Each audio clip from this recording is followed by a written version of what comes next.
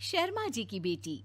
सरल, सुशील और शांत, ये क्वालिटी थी सरस्वती की, जो कि शर्मा जी की बहू थी। क्या है बहू, जब देखो तब किचन में खटर पटर करती रहती हो, लेकिन खाने को कुछ देती ही नहीं। कैसी बात कर रही हो पीयूष की अम्मा? सुबह से 4 कप चाय, 2 बार नाश्ता और इतनी सारी बहू के हाथ की नमकीन तो खा चुकी हो, फिर भी ऐसा बोल रही हो? अरे कुछ तो डरो ऊपर वाले से। तभी वहाँ पीयूष आ जाता है। क्या है सरस्वती, इतनी देर लगती है क्या टिफिन बनाने में? एक काम है घर का तुम्हारे पास, वो भी नहीं कर पाती हो वक्त पर। आपका टिफिन टेबल पर रखा है और नाश्ता भी, बाकी का सामान बेड पर रखा है और अब मैं मंदिर जा रही हूँ। सरस्वती मंदिर चली जाती है। उसके जाने के बाद घर में, यार माँ कैसी गवाह लड़के से शादी करा दिया है।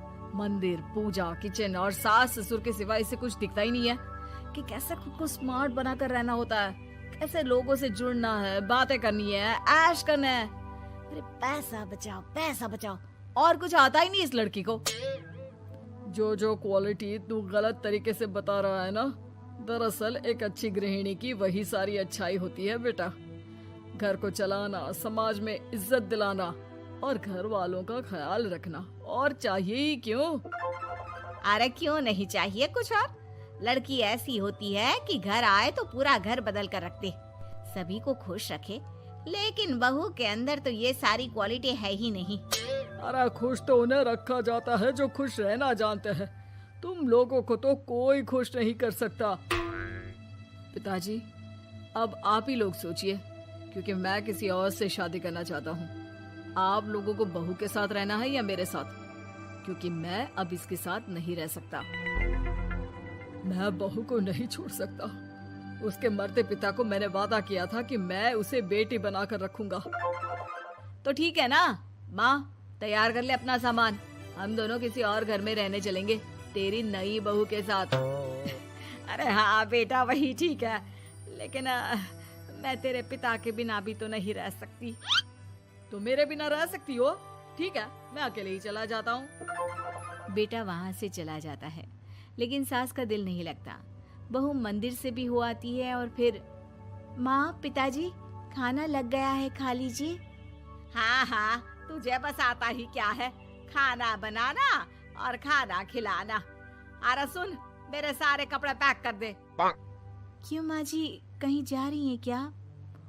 हाँ बेटे, ये अपने बेटे के साथ रहने जा रही है, लेकिन घबरा मत, तेरा पिता तेरे साथ है। बहू समझ नहीं पाती कि उसके साथ हो क्या रहा है, लेकिन फिर ससुर उसे सारी बात बता देता है। बेटा, ये नई बहू कब आ रही है? मुझसे घर का काम नहीं होता। वैसे भी तेरी पहली निकम्मी बीवी ने मुझे किसी काम का नहीं छोड़ा। माँ वो बस आने ही वाली है, और हाँ माँ, उसके आगे ना थोड़ा स्टैंडर्ड से रहना, क्योंकि वो थोड़े बड़े घर की लड़की है। उसका एक स्वैग है, स्वैग। तभी वहाँ एक बहुत सुंदर सी लंबी सी लड़की आती है। हे पीयूष, भागकर कैब से मेरा सामान ले आओ, और हाँ प्लीज एसी ऑन करके जाना। रीमा, ये मेरी माँ है। तुम चाहती थी ना कि मेरी माँ हम लोगों के साथ रहे। हेलो आंटी जी, हम लोग ना जल्दी शादी कर लेंगे, फिर मेरी जैसी टॉप लड़की आपको अच्छी बोलेगी। एक्साइटेड होंगी ना आप? पर नो इश्यू। पीयूष, सामान ले आओ ना, एंड आंटी आप पानी ले आइए प्लीज। माँ को तो समझ में ही नहीं आता कि वो क्या करे। वो बहू के लिए पानी लेकर आती है तो उसका पैर पर्दे में फंस जाता है और वो गिर जाती है। ओहो, पूरा पानी गिरा दिया। कांच का ग्लास क्यों छूती है जब हाथ पैर नहीं चलते? कितनी मुश्किल से मैंने और पीयूष ने ये गृहस्थी बनाने की कोशिश की है। अरे पर तो क्या हो गया, एक गिलास ही तो टूटा है। अपने घर में तो रोज एक तोड़ती हूँ, लेकिन मजाल है सरस्वती कुछ कहे। और हाँ, मैं पानी वानी नहीं पिलाने वाली, मुझे ऐसी कोई आदत नहीं है। बहू हो, बहू की तरह रहो, समझी? तभी वहाँ पीयूष आ जाता है, जिसे देख रीमा रोने लगती है। देख लो अपनी माँ को। रोटी सुना रही है। और अभी तो मैं आई हूँ, थक गई थी, बस पानी क्या मांग लिया।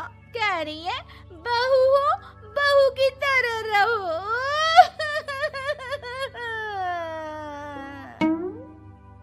अरे यार माँ, समझा कर लाया था ना कि कैसे रहना है। माँ ऐसा करोगी तो मैं भी नहीं रख पाऊंगा तुमको हमारे साथ। वैसे भी आप ये समझो कि रीमा ने खुद कहा था कि माँ को साथ रखना। अरे हाँ हाँ बेटा, वो सिर्फ इसलिए कि मैं घर का सारा काम करूं, बैठे बैठे इस महारानी को खाना पानी दूं। वैसे भी मैं जा रही हूँ, मुझे तो इस लड़की की शक्ल भी अच्छी नहीं लग रही। मेरी सरस्वती के आगे तो ये कुछ भी नहीं है। निकलो निकलो यहाँ से। मैंने सोचा था बिना पैसे का नौकर मिल जाएगा, लेकिन नहीं। कुछ लोगों को आदत होती है फ्री की रोटी खाने की। निकलो यहाँ से। पीयूष, धक्के मार कर निकालो इस औरत को यहाँ से। अरे ये कैसी बात बोल रही हो रीमा? ये माँ है मेरी, माना थोड़ी जिद्दी है। अरे वाह बेटा वाह, अभी भी तुझे मेरी ही गलती दिख रही है ना? कोई बात नहीं। माँ वापस घर आ जाती है। बहू, मुझे माफ कर दे बेटा, वो तो शैतान का नानी है। माँ, मैं उनके बारे में कोई बात नहीं करना चाहती। ये मेरा मायका है। अब आप लोग मेरे माता पिता, मैं हमेशा यहीं रहकर आप लोगों की सेवा करूंगी। नहीं नहीं बेटा, हम करेंगे तेरी शादी किसी अच्छे लड़के से। अरे कोई जरूरत नहीं है, मैं देख कर आई हूँ जो हालत है ना पीयूष की, वहाँ नहीं टिकने वाला ज्यादा दिन। ना टिके वो उसकी मर्जी, लेकिन मेरी बेटी इतनी गई गुजरी नहीं है जो उसे कभी भी छोड़ो और कभी भी वापस आ जाओ तो वो तुम्हें अपना ले। अब ज्यादा ही हो रहा है आपका। माना मैंने गलत किया बहू के साथ, लेकिन वो उसका पति है। और फिर कहावत है ना, सुबह का भूला शाम को वापस आ जाए तो उसे भूला नहीं कहते। तभी वहाँ पीयूष आ जाता है।